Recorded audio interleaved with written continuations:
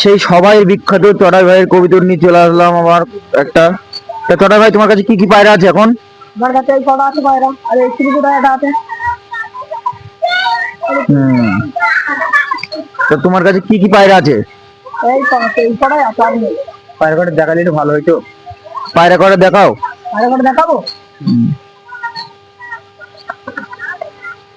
তো এটা কি পায়রা চড়াই ভাই? এটা মুসলিম মদ্দা।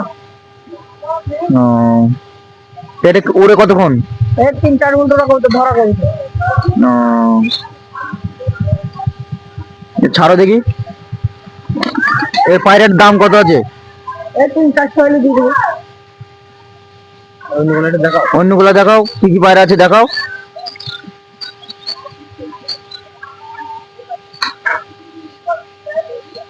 এটা আজকে সকালবেলা ধরাছি। কি কবিতা এটা?